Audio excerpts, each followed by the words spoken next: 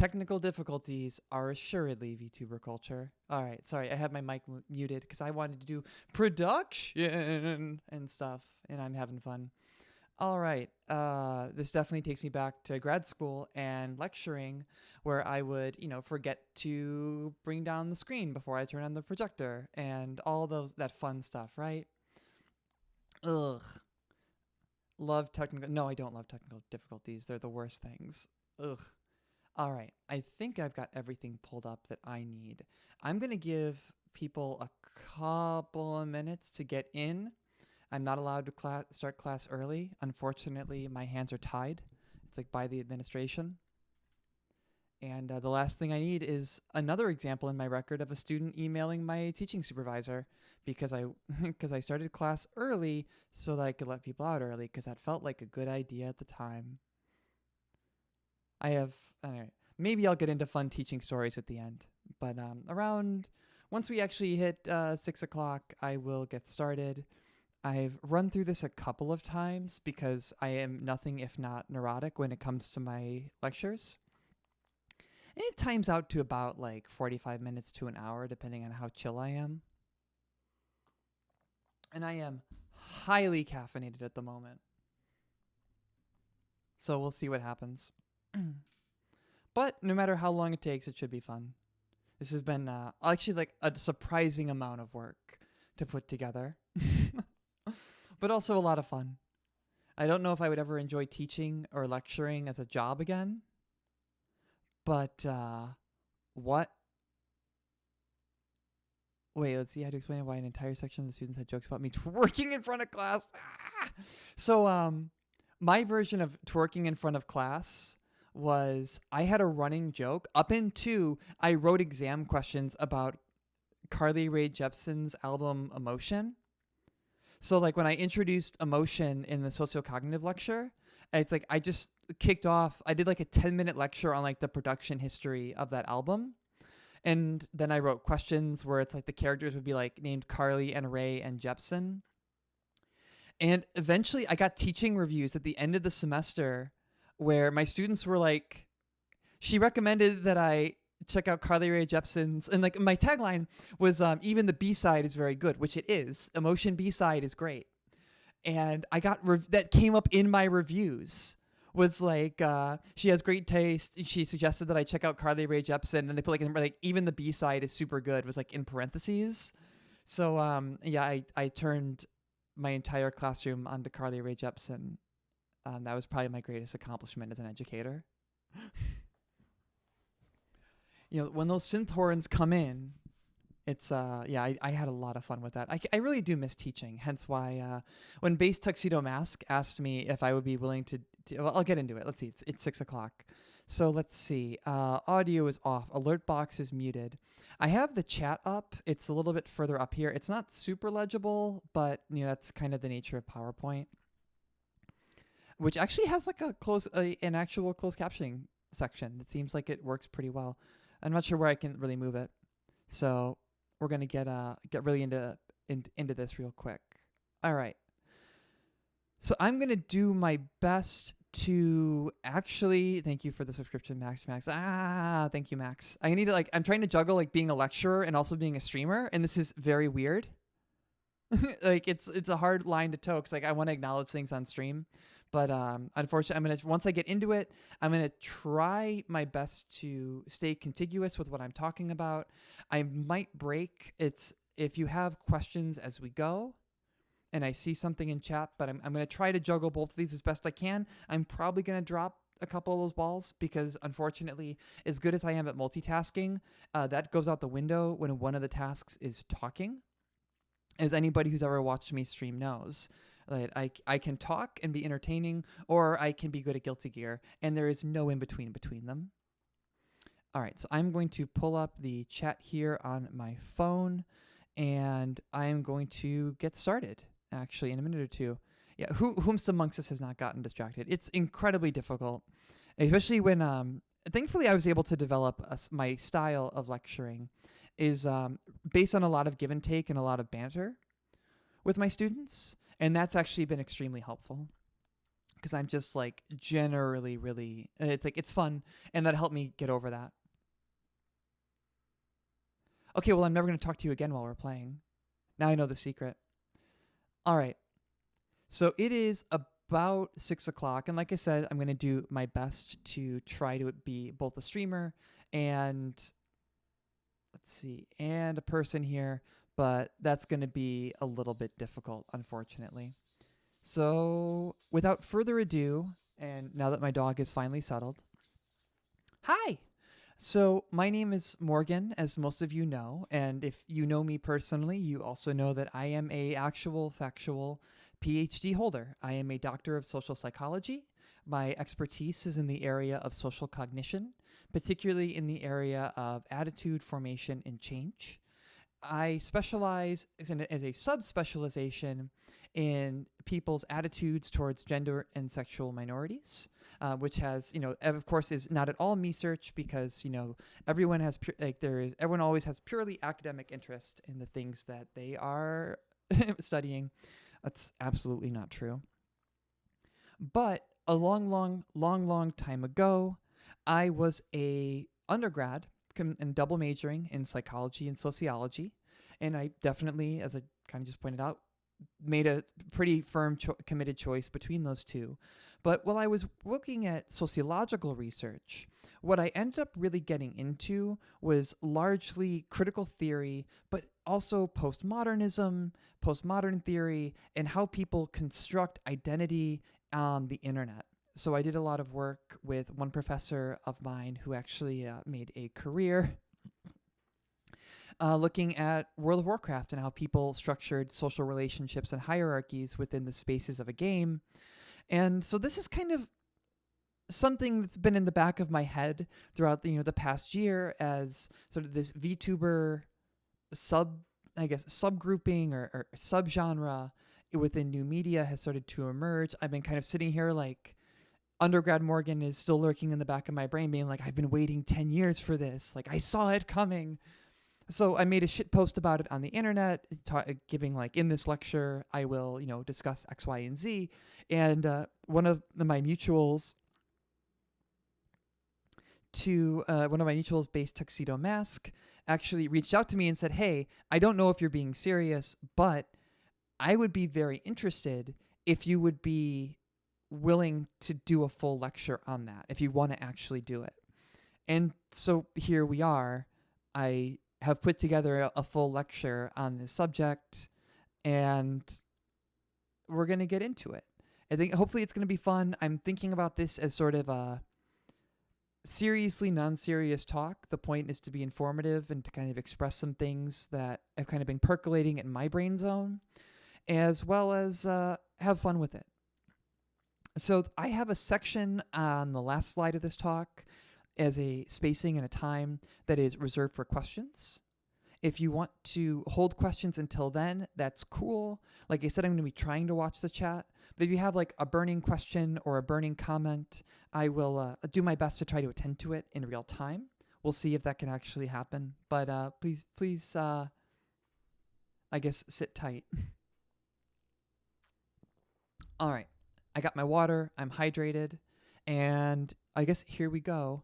I like to, let's see, can I get this to go? Okay, there we go. I was worried about technical difficulties. Once again, the most essential part of VTuber culture is things not working. But when it comes to talks that have something to do with technology, I like to start at the most basic of basics. And now, if you're watching this stream right now on Twitch, or you're watching a VOD on Twitch, or maybe even this has been mirrored to YouTube, if future Morgan gets around to that, this question might not be relevant to you, but again, I like to start at the absolute floor for these kinds of things. So what is YouTube? For the purposes of this talk, I'm really going to be trying to use the idea of YouTube as a vehicle to discuss a broader trend that is referred to in academic circles as new media. So new media, broadly defined, refers to a paradigm shift in both the creation of content as well as the consumption of content that was brought about by the age of the internet. So in particular, on a vehicle like YouTube, which is a video sharing website, which the landing page looks a little bit like this, or in the past did. And if you just take a quick glance through this, you can see quite an eclectic grouping of what's available on that website. Yeah, you've got movie trailers and breaking news. That all existed in old media as well. But when you look at sort of that top bar of trending videos, that's where you start seeing where things start to change. Because if you're also like me and you own a smartphone, what you've probably seen is that you can go and you can record a video right now. Within minutes, you can make a YouTube account and you can share that on the internet, potentially garnering thousands, hundreds of thousands, or even millions of views. And that democratization of the means of actually creating content and sharing it on platforms through the internet has brought about a revolution in the way that we have to think about not only the way the content is circulated, but also how people interact with it. And one aspect of that has come downstream from new media and sort of has some of its roots in the idea of old celebrity culture is this rise of the influencer. Someone who on a democratized or widely accessible platform is able to accumulate influence, whether that's through views, maybe a following, subscriber numbers, and then use that influence to drive people's attention to either their own projects, to other creators, etc. Basically, someone who's sort of within this microcosm of new media is able to function kind of like a celebrity or has a lot of influence or power within that space. And along with the rise in new media has come a shift in the way that we monetize content. So you might think about old media. If you're like me, I'm 31 years old, I remember what it was like to go to a movie theater, to buy a ticket, and then you sit in the theater and you watch the screen and you see the ads that are being run ahead of the video. And what you get is sort of this very non-interactive experience. You know, I have done is I've paid the admission fee and then I sit and I watch the screen and that's cool. But when you have just this deluge of information that's been brought about by the amount of content that can show up on YouTube every single day, you start running up into the issue that there are only so many hours in the day, and that your audience, the people you're trying to reach, can only pay attention for so long. Ergo, attention actually becomes a form of capital in this space. And that can be monetized via ad models, clicks per minute, subscription models. If you're like me, I listen to a lot of podcasts. I watch a fair number of stuff on YouTube. I have lost count of the number of times that someone has tried to sell me a razor, a mattress, or a pair of underwear. But all that is its roots in the attention economy. This person's content has grabbed my attention, and now they are trying to monetize their ability to hold my attention by trying to direct me into other sources. So, what is a VTuber? If you want to take it as a very literal thing, it's a virtual YouTuber. I know, mind blown, right? It's like, how could anyone have possibly just intuited that on their own?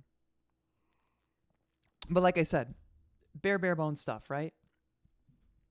So a VTuber is not necessarily limited to YouTube. I'm right now streaming on Twitch right now, but even though it has its roots there, and it's been also the trend and subculture have extended to other websites, obviously Twitch, but also stuff like Facebook Gaming and other non-English streaming sites. The name has stuck. It's pretty convenient. Now, under the large umbrella of what a virtual YouTuber or VTuber is, there's a lot of diversity in terms of models and styles and presentation, but they're generally connected through the trend of having a 3D animated model, kind of like the one that I have on this stream right now, that is animated through a combination of motion capture and facial recognition technology. And this technology is surprisingly very accessible. If you, again, going back to those big old smartphones, if you go to the App Store right now, you can download VTuber Studio and you can start doing this with your own YouTube account very quickly, probably getting everything set up probably in under an hour. If you want, you could even don't go to and download or purchase software like FaceRig or Animaze or Paper Live and start doing this from a desktop computer like I'm doing right now with FaceRig. So it's actually fairly accessible. And if you were to have gone back again to undergrad Morgan, 10 years ago, 10 years ago, and said, hey, Morgan, there's going to be this whole surge of and a trend of people, projecting themselves into 3D animated models on the internet in real time, I would have said that's ridiculous. There's no way that technology would ever be that accessible. And yet, here we are.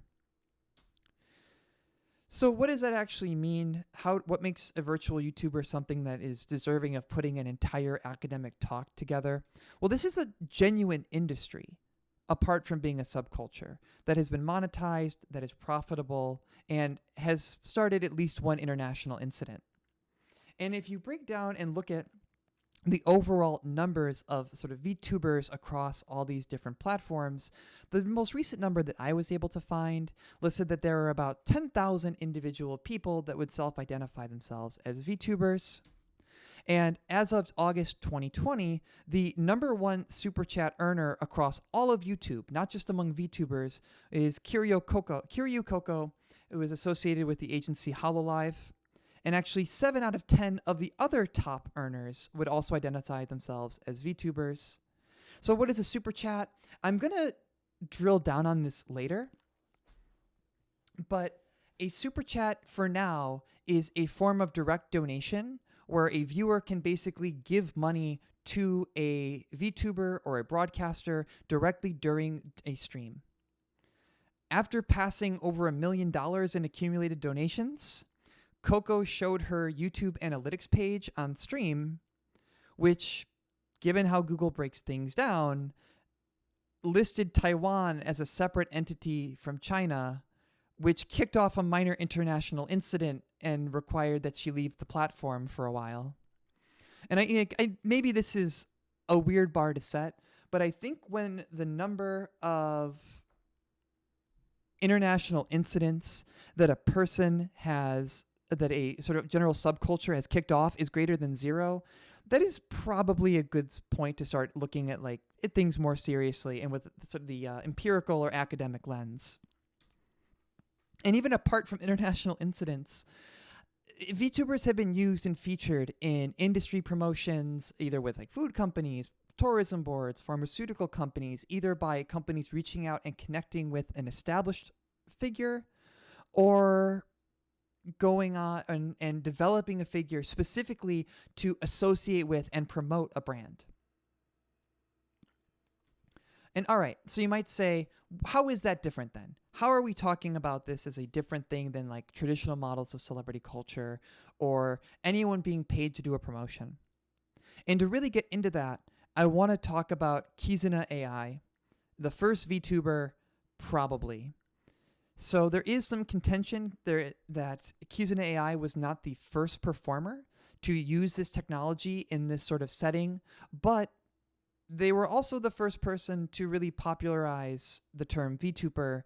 And following their debut in 2016, they had already surpassed 2 million subscribers months afterwards. It was sort of a meteoric rise in terms of developing this idea of an influencer, because at the time, this technology was fairly novel. And it was actually built initially under the idea that a VTuber, could be an AI program, and that this was actually a computerized learning machine that was interacting with fans in real time. Now, the novelty eventually wore off, and it was since dropped, and they've acknowledged that this is actually a performer. But the actual popularity is still something that we need to talk about, because Kizuna AI has actually been connected with Japan's SoftBank and even been used in promotions by the Japanese National Tourism Organization. And if you like actual factual electronic music, and you might have watched Porter Robinson's Secret Sky set earlier this year, where Kizuna AI was featured. So there's a tremendous reach for this character. And it's like that debuted in 2016, has had their own troubled production history that is probably deserving of a lecture of its own.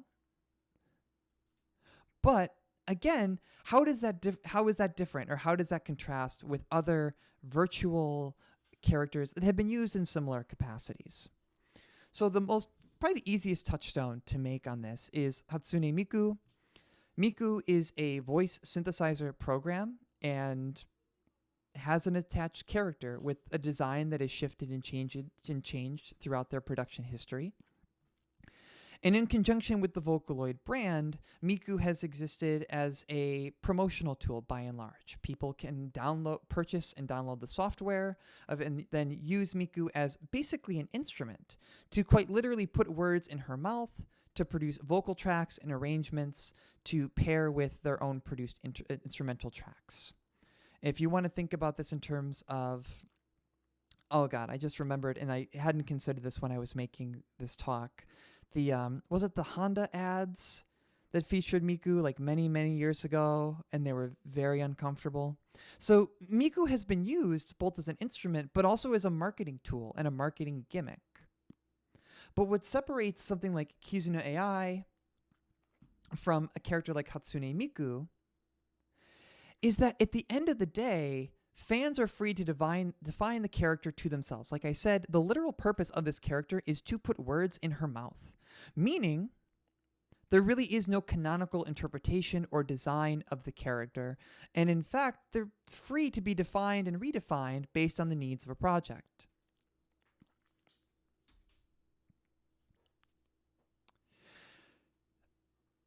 Even before the debut of Kizuna AI, pre-recorded promotions were nothing new. So the company Nitro Plus actually used to do pre-recorded sort of, I guess, almost fireside chats with their mascot Supersonico, where an animated version of the character would talk about various, promotions or projects that were upcoming from the company.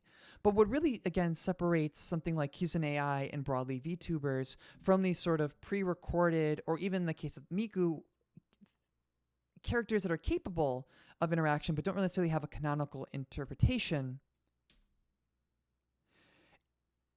is the idea of real intimacy and real-time interaction with fans. I found this term when I was cruising through the noted academic website Wikipedia, and I couldn't find a source for it connected to Kizuna AI. So I don't know if this was actually like a stated goal or something that the actual producers and agents had worked together, and if this was actually something that was used in promotion of the character. But I really want to drill down on that idea. So what are we talking about when we talk about quotes, real air quote, real intimacy? Because I think the quotes are doing a lot of work there.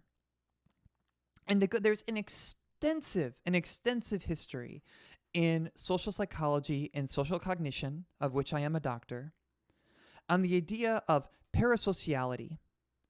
So going back all the way to the 1950s, Horton and Wohl conceptualized this idea of a parasocial interaction, or a pseudo-intimate relationship between an audience and a media figure. Now, importantly, way back when, they were talking about this in the context of both real and imagined media figures. And in either case, frequent interaction with that media was able to transform these individual parasocial interactions into full-blown parasocial relationships that could get deeper and intensify over time. So if we want to think about an example here, let's say it's the 1950s, you just got a television, or maybe you don't have a television, maybe you have a radio, and you sit down and you're watching the nightly local news with your nightly local news broadcaster at the same time and on the same channel every night. Over time, a person might start to build a relationship with that newscaster. They might start to identify with that newscaster. They might start to believe that they have a form of relationship with them. They might start feeling that maybe that person is friendly, or they are someone that they could or would be friends with. And this extends even further. all the way into purely fictional characters. Let's say, for example, you really love Les Miserables. You might identify with the character of Javert. If you do, I hope you find therapy. But regardless, over maybe repeatedly reading the book, interacting with the musical, the broader Les Miserables cinematic and musical universe, you might start to identify with and build a parasocial interaction, a relationship based on these sort of imaginations and building up this character in your mind, even though Javert is not a real character. Never was a real person, but that doesn't mean that you're not capable of forming a parasocial relationship with him. So what does this look like when we transfer all this over to YouTube? So I took this very helpful graph from Curtis, Roy, and Dam's 2018 paper on parasocial relationships in YouTube. And it might seem a little small on the stream. So I'm just going to orient the different connections. And by and large, this is a kind of a process model showing sort of how this can work in a YouTube environment. So on the furthest left, what we see here is exposure to YouTube. So you get on YouTube, you click on a video, and then maybe you're looking for, heaven forbid, let's say you dropped a coin in your garbage disposal, and you're looking for a video explanation of how you can possibly figure this out. And you click on a video that promises a DIY solution so you're not going to have to call a plumber. And let's say the person that's actually giving this presentation is kind of affable. They're nice, they're friendly. And so you start building up social attraction with that person. And maybe you feel some kind of physical attraction to them too. I don't know. It happens. And you also, because you have a definitive instrumental need here, you got to get your drain unclogged. There's a task attraction. And over time, these three factors can constitute a parasocial interaction. And then maybe you go back and you have another issue and you go back to the same person. And from that, you start to build those parasocial interactions, and over time, they strengthen the parasocial relationship that you're building. And then as that gets stronger, maybe you start becoming more invested in that relationship. The importance of that parasocial relationship you have with this particular DIY YouTuber has started to build in. And this is sort of how people get into an influencer status, is that people build parasocial relationships with them and then are able to use that as a deepening relational importance to influence people over time.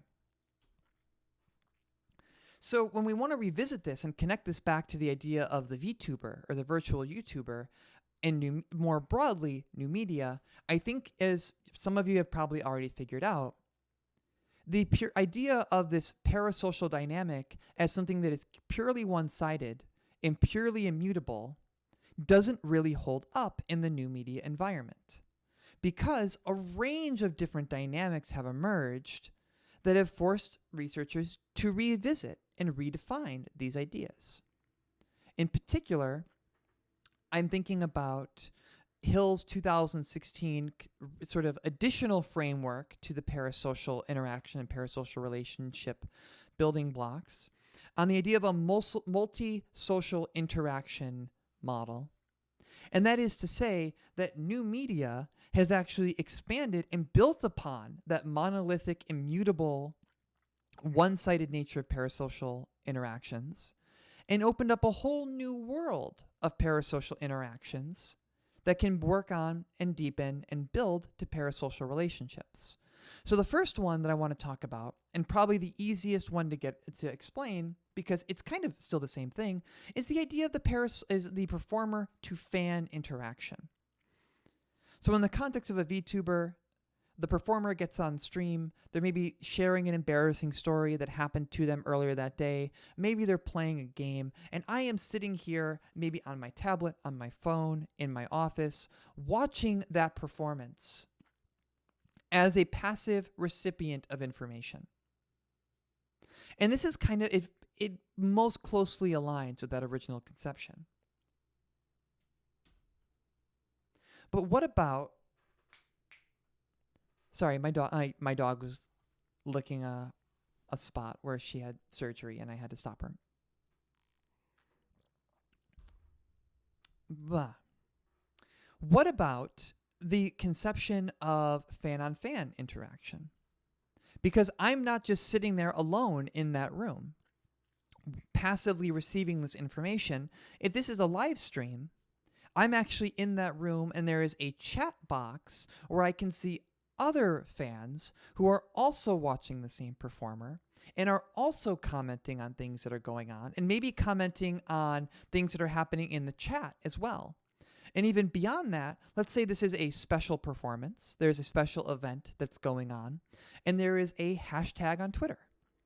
And from that hashtag, I can go online and I can further interact with other fans, share my opinions, share jokes, share art that I've made, and deepen my connections into the broader community and fandom that has emerged around this performer, even in the absence of an actual performance by the actual VTuber. The fandom in and of itself is another form of parasocial interaction that can deepen a person's parasocial relationships, both with the fandom as an idea, but also with the performer that it has been built up around. There's also an avenue, and this is probably the most direct challenge to the original idea that things are immutable, of the idea of a fan to performer interaction. So let's say there's a hashtag, as is the case in this example. So this is a Thanksgiving stream from another HoloLive streamer. My esteemed research assistant, Erico, provided me with this screen capture because I usually don't watch these streams myself. And this is a Thanksgiving stream themed around the idea of the Macy's Thanksgiving Parade, and that fans are invited to actually submit their own work and their own art to a specific hashtag, their designs for floats, that could actually be projected on and commented on by the performer. They are being solicited and actually actively encouraged to become part of the performance that they are taking in. And it even drives, I'm looking at the chat here, and Rye Valentine also has another great idea here about the idea of, if you, again, going back to Porter Robinson's Secret Sky set, which was themed, it was thanks to COVID, it was an electronic medium, but the idea was that as a viewer of the stream, you were actively part of the experience because every individual viewer was a ball of light that was able to move around the stream and trace designs, and it was a very interesting spectacle to be part of. But in those kinds of situations, there's a solicitation for fans to interact and become part of the performance. If you are a artist, you might be able to take your art and then through specific hashtags, it's like directly try to solicit acknowledgement from the performer. And it's like, and maybe even have your work featured as part of the performance, or maybe featured as a YouTube thumbnail or used in promotional material. And this kind of model, again, it's like it's still parasocial by definition. It's a parasocial interaction, but it's not necessarily immutable. And that the fan is able to reach out to and connect with the performer as a means of deepening their own parasocial relationship. So, yeah, this one was going to happen. There's also a deep interaction culture among performers and VTubers around the idea of collaboration, where one or more performers will get together and will either have a variety show, we'll talk about subjects, we'll play games together, but they'll actually exhibit those types of interactions publicly for fans to view, to interact with, to comment on, to feel like they are part of. And now, oh gosh, I'm blanking. I'm going to apologize if I get her name wrong, but Tomoe and Sukiya are the two performers featured here that are both contract with the agency Nichi Sanji, and part of their performance is that these two women are dating in a very queer relationship. On the anniversary of the day that they met, they actually hosted a collaborative stream where they didn't really talk about anything in particular. They didn't play a game together. They baked a cake together. And it was a genuine production where people were able to give donations, were able to listen to the sound of them working together in the kitchen, like listen to our conversations they were having. And again, it's a performer to performer interaction. But by having this culture of collaboration and the interconnectedness of how VTubers work together, some agencies are very strict about the idea of generations or debuting talent in waves and then encouraging those waves to interconnect through collaboration. It's a way of having performers exhibit their own relationships and use those to not only deepen the relationships and parasocial interactions that fans have with them individually, but also with the idea of how they connect with each other.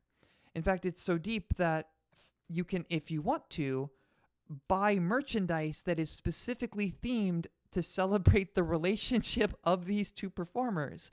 So if you have an iPhone, you can actually buy this case where one side of it has the emojis that the two characters identify with, and the backside has their characters holding pinkies. When I pitched this slide to my girlfriend during a demo of this talk, I'm just like, it's hard for me not to picture her face contorting in the combination of, I guess it was curiosity and discomfort is what we'll go with. So what really connects all of these, and probably is the thing that is the most important to consider, is that in this multi-social interaction model, by and large, the audience is no longer passive, both individually as a member of an audience, but also as an audience as a collective. There is a sense of real agency. In fact, it parallels old Shakespearean theater, where the performance was not a one-way street, and that actually actors were encouraged to interact with and engage with the audience, even going so far as to break the fourth wall and really pull people in. So there we go. VTubers are Shakespearean, says an actual doctor. So with all this talk about parasocial relationships and how all this works out, is that bad? To have these sort of, even if they're not purely monolithic, they're not necessarily really social relationships. So is this something that people need to be concerned about? Are parasocial relationships bad, actually? And the answer, as it is in most cases with research, is that it's complicated. Frustratingly often in research, the answer is it's complicated. But as we can see from Horton and Wohl doing this work back in the 1950s, parasocial relationships and parasocial interactions are not new. In fact, actually, if we go all the way back to even characters like Mr. Ed, the talking horse, there's evidence empirical evidence, that people were building parasocial relationships with the talking horse on their television well before the age of the internet. But there are some new dynamics that emerge in new media that we should probably consider. However, one thing to think about then, given the ways in which parasocial relationships have been so prevalent and that people have stayed engaged with them for so long, is like, do they serve an actual function? And the answer is probably yes.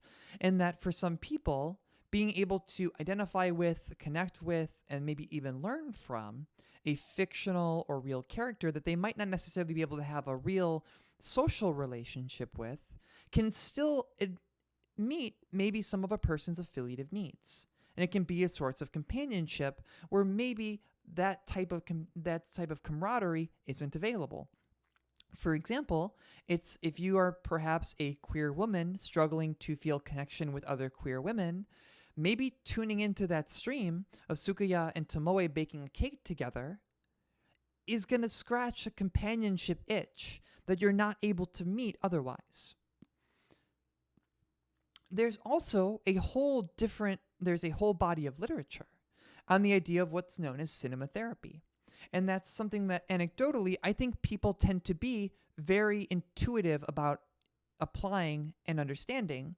And that's by interacting with and identifying with fictional characters, whether it's in film, in media, on YouTube, a VTuber, people can find inspiration, find strength, find possible solutions to problems by identifying with similar problems in the media that they're consuming. We can identify with a character and then share in their victories, share insights.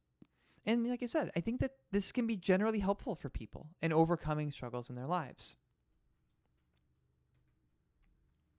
But there is some association in parasocial relationships with the onset or worsening of depressive symptoms, particularly through the prospect of parasocial compensation. So I used the verbiage before of scratching an itch, and I think that's a way to really think about this. It's like you can kind of scratch an itch, but if a person's social deficits or social needs are greater than that, there's a limit to what a person can probably get from certain parasocial relationships. And it ends up being a band-aid on a much deeper issue. And unless you address the actual underlying social deficit, patching things up with parasocial interactions might actually make somebody feel lonelier instead. Although this is moderated by other factors, as most things are in psychological research, because turns out brains are complicated. And so it's stuff like having an anxious or avoidant attachment style, or having existing history of anxiety or depressive disorders can contribute to this. So, but by and large, the answer is no, parasocial relationships aren't bad, but they aren't necessarily always going to be good. It's complicated. But at the very least, what we can say is, for most people, it seems like parasocial relationships are functional and actually might be beneficial. So that wraps what I consider to be sort of the sociocognitive perspective of this talk. So I'm going to take a drink of water. It's important to stay hydrated. And I want to transition here from a more sociocognitive model to get a good stretch in there too. Why not? To a socioeconomic model. And talk about how some of these things that we've already talked about fit into monetization and how people monetize and make money off of new media.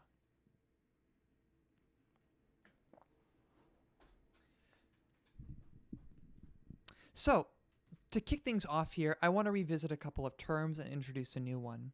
We've talked about influencer culture and influencers being a person who is able to sort of garner attention and influence within the space of new media. And we've talked about the attention economy, which is a means of taking that influence and that ability to hold people's attention and direct that into various forms of monetization, whether that's through CPM or clicks per minute, advertisements. In fact, if you're watching this on Twitch, it's probably pretty likely you might have seen an ad already. If you have, I'm sorry. If you're watching the VOD, it's also pretty likely that you've seen, maybe even more likely that you've seen an ad. But that's the essence of the attention economy. And that the democratization of content production has given rise to people to a deluge of information, and some content producers have been able to rise above the crop and become basically new media celebrities. But given how much information is out there, it's very hard to hold attention. And advertisers that are backing a lot of the monetization that goes along with the shift to new media can't really rely on being able to hold people's attention and to direct it and monetize it, which has given birth to the idea of an idol. Someone who's able to utilize parasocial relationships as a means of strengthening their ability to drive people's attention and then monetize that. And we know from empirical research on influencer culture and influencer dynamics that repeated parasocial interactions are able to bolster feelings of credibility, of familiarity, of honesty in an influencer. So you want to extrapolate this back to the VTuber model.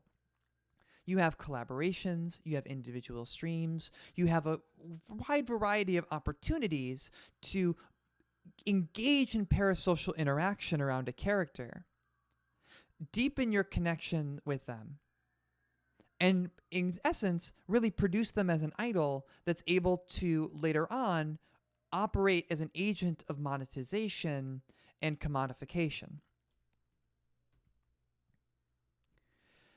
which I read in a couple very recent pieces a shift to a, or at least a warranted shift to a new terminology.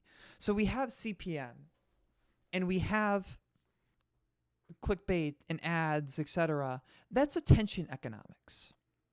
And what some researchers have started talking about is the idea of an affection economy. Because influencers, in this case VTubers, are also able to directly monetize their interactions. So new media opens up all these different avenues for people to engage in and and connect via interactions with these characters and with fans, or even to exhibit and watch interactions between performers. And there are avenues for monetization that exist at basically every level of that. Take, for example, super chats. I'm sorry about the blurriness of this image. It's actually the clearest one that I could find that broke this down. But a super chat, this is where I'm really going to drill down. So you might remember that a super chat is a means where a person can directly donate to an influencer during a stream, correct? Remember? If this was a classroom, I would ask for some nodding heads, but it's not a classroom, so I'm just going to nod the character's head, and that's what we're going to do. So a super chat allows a person to highlight their message in a chat, color-coded based on how long it's going to remain visible for, and all of that is based around the idea of how much money you spend. So in this screenshot example that I have, a person could donate 10,000 yen, roughly equivalent to over, $1,000? Am I right? Am I wrong? Or $100? $100 to have their chat visible, their message, to a performer, like pinned to the chat. And it's but also visible to the performer directly. And so it's pinned at the top of the chat for about an hour. Yep. All right. Thank you for confirming that. It's about $100. Take a sippy quickly. And what we're seeing in the screenshot is actually a performer, a VTuber, going back and specifically highlighting super chats within the context of their stream, going back and reading people's messages. So when we're thinking about that idea, remember fan to performer interaction, how you can use the chat to maybe send messages directly to a VTuber during a broadcast? There is a way of buying yourself a bigger megaphone for your message. And we're thinking about fan-to-fan interaction. There's all these messages scrolling by in a chat. You can pin your message to the top of the chat so that other viewers are also going to see it. And there is a way, and that has been monetized and incentivized by the dynamics of the affection economy. You want the performer to see your message. You want the other fans to interact with and see what comment you had to say. If you're willing to open up your wallet, you can almost guarantee that that's going to happen. There is also an indirect network of labor that exists underneath that surface. So like we were talking before about that idea of, let's say, that Thanksgiving parade, fan works and interactions are also going to help establish the credibility and I guess it can even help improve the production value of a given performance. Sorry, trying to catch up on chat there. I saw a bunch of messages happen real quickly. All right, so here's this idea. Let's think about this. Again, going back to that same example of that Thanksgiving stream. Fans are actively being solicited to be part of the performance, but there's labor that goes into that, particularly from artists and creative labor to interact with and attempt to reach out and connect with the performer, but also connect with other fans, connect with other artists via hashtags or submitting art to be exhibited on for a given segment of a performance. And sometimes that art is even done not necessarily to be exhibited as part of the performance itself, but maybe the performer will retweet your work. Or maybe you'll get some kind of acknowledgement or from a given performer. Kizune AI particularly, it's like, as far as I know at the time of this recording, is actually dependent on fan work to translate clips and streams to English. So there is this sort of network of indirect or hidden labor that is incentivized by affection economics that maybe you can either be part of or get the acknowledgement of a performer in exchange for doing work that, even if it doesn't directly support or lead to income for the performer, allows them to maybe use your art as a YouTube thumbnail, or that builds into a segment of their performance that they're able to use later on to build their profile and reach further in terms of parasocial interactions.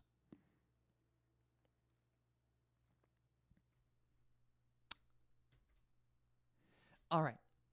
So now we're done with the sociocognitive and the socioeconomic ideas that I wanted to talk about. Now we get the fun stuff.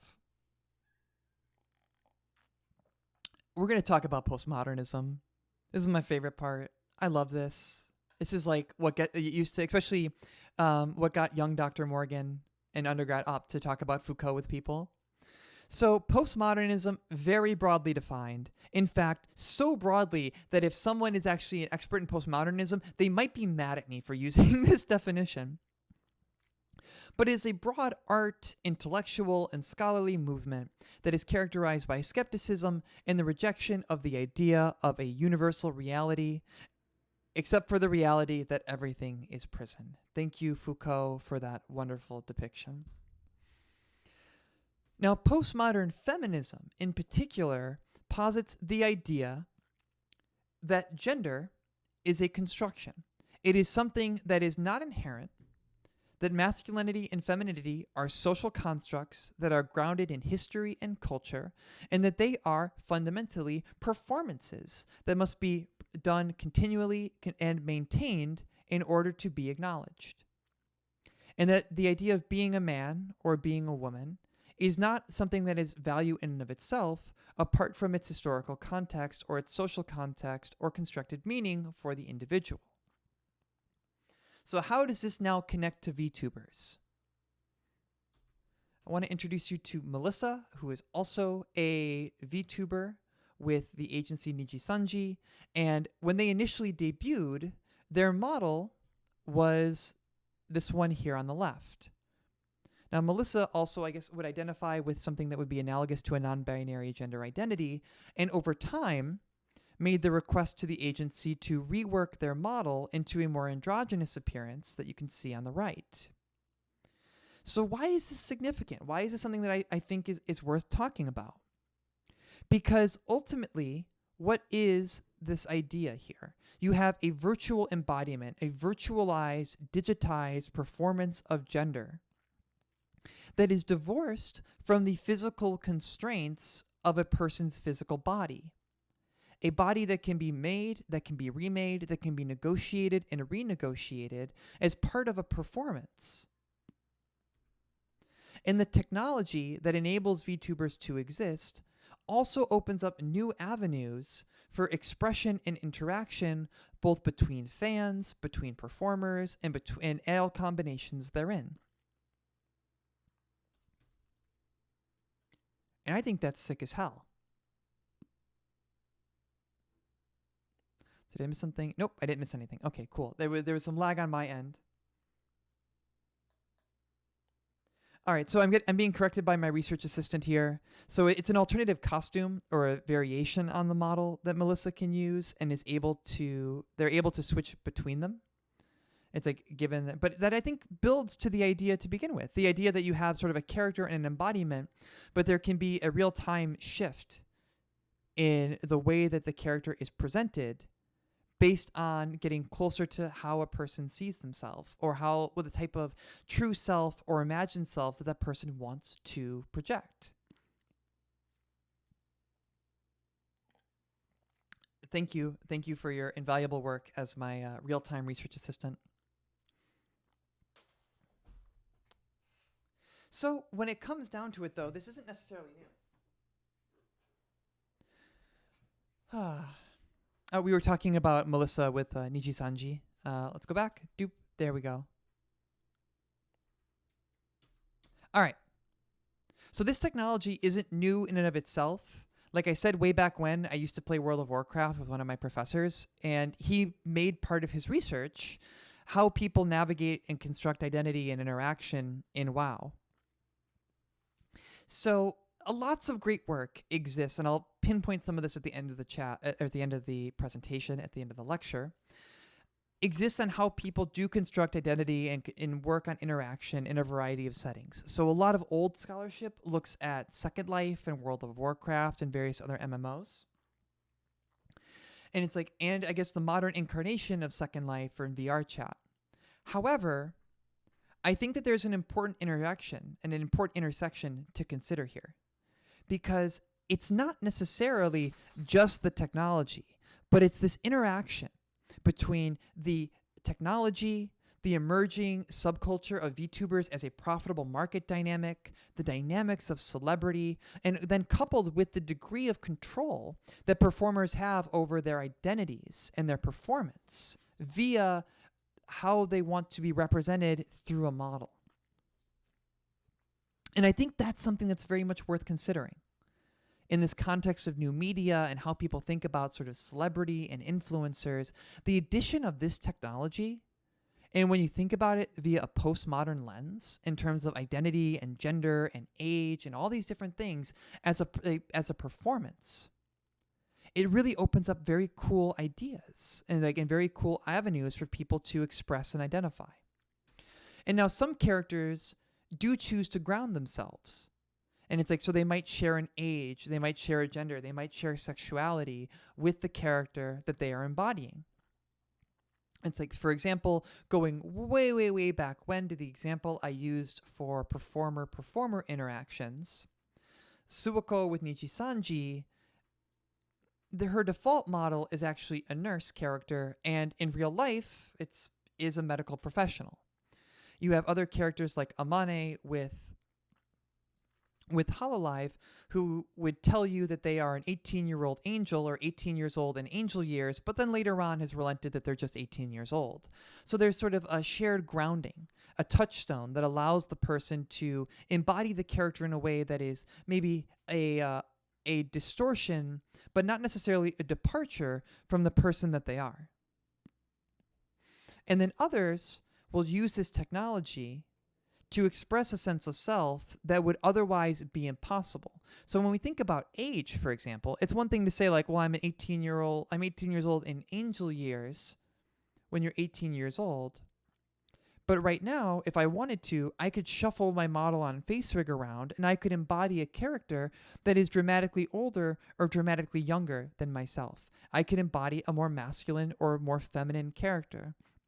I could, in essence, be playing with this character and also changing the way that I want to be seen or presenting myself to people. And some really go far with this and will even role play as non-humans or as animals, coupled with elaborate backstories like Coco presenting as a 5,000-year-old dragon that plays Minecraft on the internet.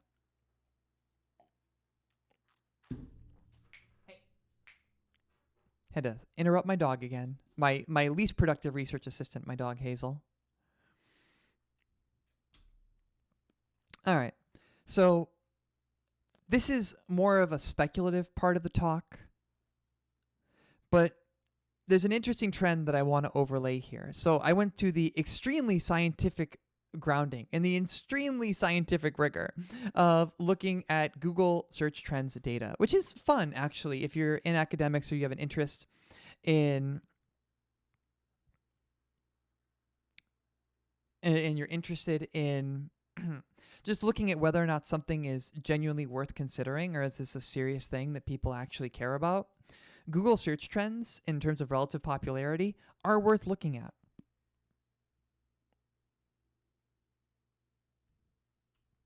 And if we look at COVID-19, we can see that things really kick off around March 2020.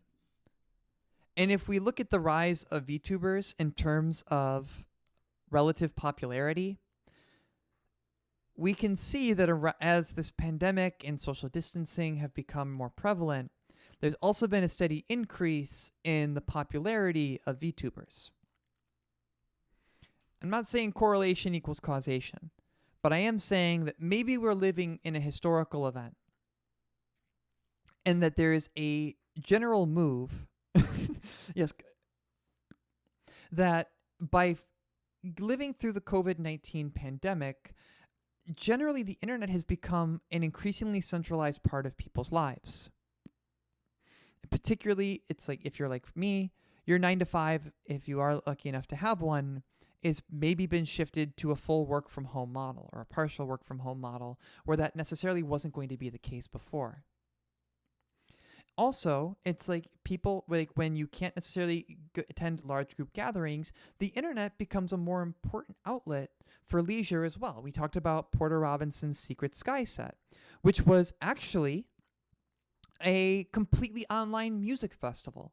And so the technology has grown and been twisted and warped and bent and broken to meet the rising needs of people in this time when things are not necessarily as clear cut and the internet has become an increasingly central space where people meet and interact. Correspondingly, and I would say almost unsurprisingly, VTubers that promise parasocial interaction, connection, and a ways of meeting affiliative needs at a time where it is very hard to connect with people, have steadily risen in viewership and engagement numbers since the start of the pandemic. And like I said, correlation doesn't equal causation, but parasocial relationships, like we've talked about, have been a means for people to meet their affiliative and social needs since the 1950s and probably well before then.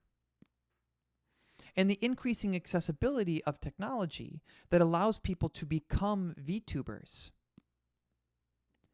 has allowed people to reach out and connect in other new, interesting, and exciting ways, and allow people to also develop a new sense of digital identity where it's very easy to embody and in real time interact with fans, with viewers, with friends, with family, as a sense of self that is either something they're purely playing with or perhaps even something that feels more authentic or more real or a sense of true self. There's a whole dynamic of this in a section. I wanted to keep this under an hour, which I'm about good on, but there's a whole dynamic that you could look at this from the lens of queer theory as well, that this technology allows queer people, myself, I'm a trans femme lesbian, to embody a character that maybe feels closer to an authentic sense of self. And I imagine I'm not alone in that. So wrapping it all up, kind of like I did it's VTubers are a novel trend in new media, an emerging subculture and market segment that interacts with traditions of celebrity while also incorporating new dynamics that are unique to the technology in terms of how a character can be embodied and function as an influencer. We also start to see, for example, this dynamic of a attention economy evolving and shifting into an affection economy, wherein a person is able to monetize these parasocial relationships that are emerging through these parasocial interactions taking place on the internet, giving rise to a different variety, a different type of idol that it would only be possible in the new media landscape. So this is the part of the talk where I had set things aside for questions. So I'm now focused on chat. Let's see. Do I think there's a danger in well-to-do straight white people invading? So basically, could cishet white people invade the VTuber space and displace trailblazing LGBT and people of color? That anecdotally, I'm not a media expert per se. I'm a psychologist by trade. I personally would not be as worried about something like that. And I would say that maybe it's a possibility, but I feel that the general dynamics of sort of VTubers and the way that they function, that there's a unique appeal to particularly queer communities, and I feel like that wouldn't necessarily be lost. And I believe what was it? There was a quote from a popular established VTuber. I think it was Iron Mouse. It was either Project Melody or Iron Mouse, I believe. And there was a periodical or a zine put out about VTubers that was basically just like, well, the more the merrier. And kind of like Erico just brought up, I don't think even those dynamics of like cishet white people coming into this space would necessarily be relevant in the space of VTubers, just by how it came about and sort of what makes the space popular to people.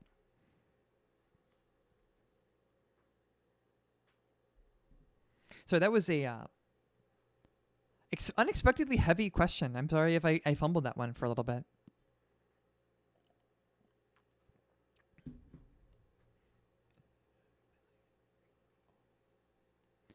All right. Any other questions, comments, troubles, concerns, death threats? This is your opportunity for any of the above.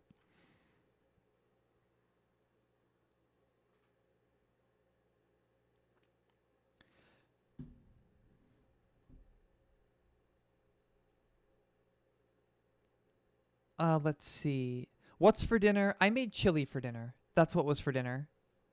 The Instant Pot has continued to do work during the COVID-19 pandemic. Do I see a specific role for parasocial relationships as a therapeutic tool? I think a lot of that is captured in cinema therapy, right? This idea that people can identify with media and even with fictional characters, and by developing parasocial relationships and having parasocial interactions with characters that maybe they perceive as similar to themselves, they can get perspective and maybe realize things about themselves and sort of as a therapeutic vehicle or therapeutic tool. So I do think there's an outlet for that. And would I go so far as to say that I think that VTubers are a therapeutic device? Probably not. But I do think that there is probably a role in terms of how parasocial relationships can help improve people's lives. After all, I tend to be, I'm not an evolutionary psychologist. I really don't like evolutionary psychology. It's as far as my research orientation. But I do think that there is something to be said for functionalism, that there's probably a reason that we do the things that we do. Let's see. Is pet your dog a question? It can be, I guess. I guess the better question is, Hazel, do you want pets? Okay, the answer is yes. I'm gonna go pet my dog for a second, and when I come, yep, here, I'm going.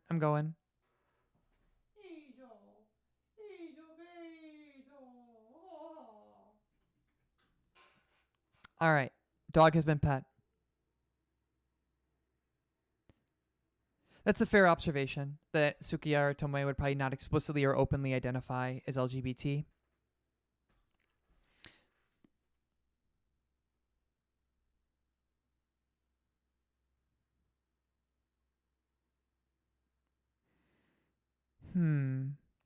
What do you think of the idea that individuals that already have a following in a traditional sense, so like a traditional, I guess, a corporeal VTuber is what we'll call them, adapting a VTuber model, or they did someone like shifting towards marketing dynamics, like basically, I guess, like trying to make an effort to capitalize on VTubing, and it's like shifting from a corporeal, a tuber, that's a good one, basically making it as a marketing ploy.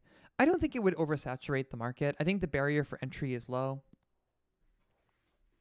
But I think that the idea, there is something that is specific about, there's something that would be different from an identifiable celebrity using a Life 2D model versus a character like, I'm going to keep using Coco as an example, who has a whole backstory built up about being a Yakuza boss and all of that. And that's, I think, is something that is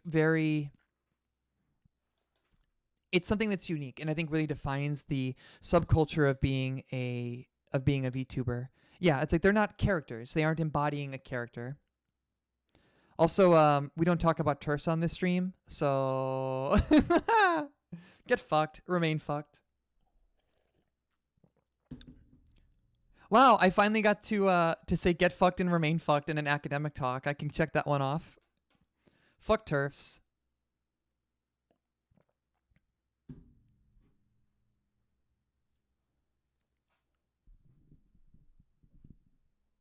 Yeah, I'm sorry, White Beast, if this is how you had to learn, but yeah, don't know her. Do not know her. Do not care.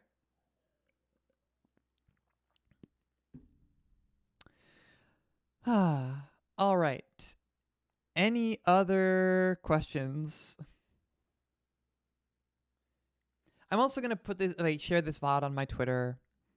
I'm gonna share the VOD. I'm gonna probably mirror this to YouTube. If you have any questions, let's see. Will I do more similar lectures in the future? You know, I would love to do more stuff like this. I don't know necessarily what I would do them about. That's a very interesting question. Because I was talking to a friend about this today. I miss lecturing, but I probably would never want lecturing to be my job because, I'm sure teaching a 410 does not sound fun. I would, I guess if people have particular questions or particular interests, I would be open to the idea of doing more stuff like this. This was a lot of fun to put together.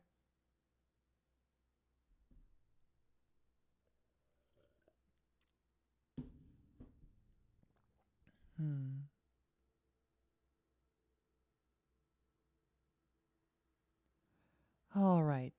Anything else?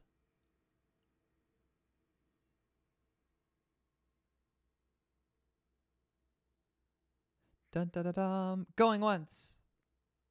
Going twice. Going 3 times. Going to pet my dog. Oh, she's so cute. All right. Does my VTuber persona have a backstory? So this is actually this is just a model that I pulled. I stream with this a lot because I got interested in this. I kind of stumbled into being a quote unquote VTuber because I had been streaming with FaceRig anyway for quite a while before this was even really a term that I was aware of. I just kind of became it. And I do have a character that I'm building up that is actually, I guess, an original character that I plan on debuting when the model is done. And that character certainly has a backstory, but that's also a work in progress. And not the easiest thing. Turns out that the building up and embodying a backstory and embodying a character is maybe the hardest part of doing this. All right. I'm going to close questions here.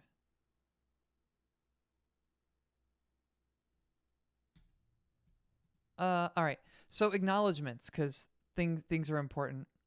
I want to acknowledge Erko, who has been an invaluable research assistant in developing this lecture series, or maybe will become a series at some point.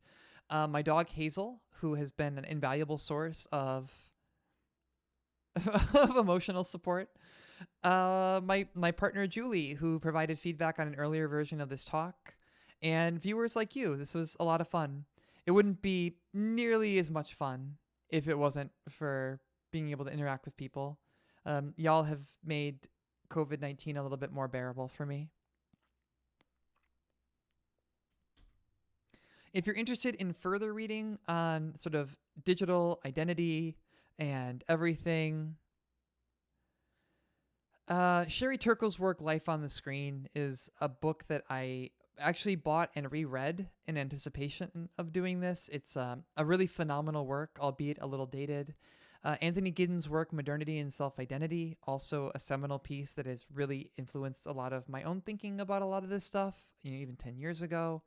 And also Baudrillard's classic Simulacra and Simulation, especially if you're a fan of The Matrix. You're probably familiar with that book, even if you haven't realized it. Works cited page, I particularly want to call out the YouTuber Kizan AI, co-creating human non-human interaction and celebrity audience relationship. That was tremendous help in putting this together. And that's it. That's what I got.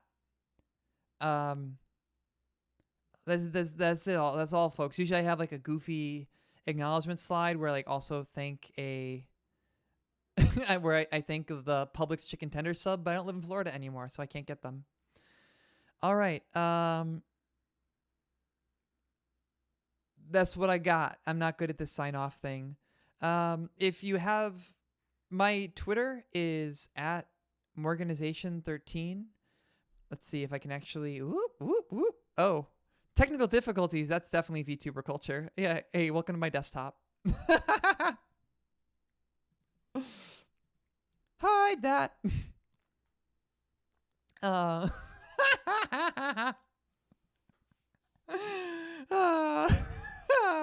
Please look forward to.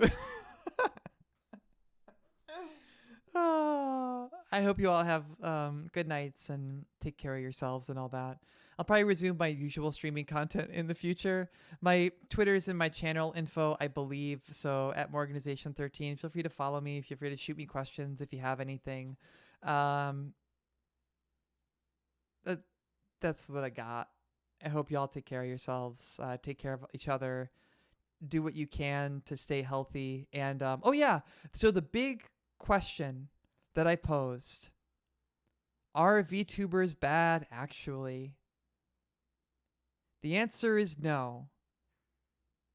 But capitalism is, and in the words of the famous, legendary, and wonderful Austin _Walker, fuck capitalism, go home.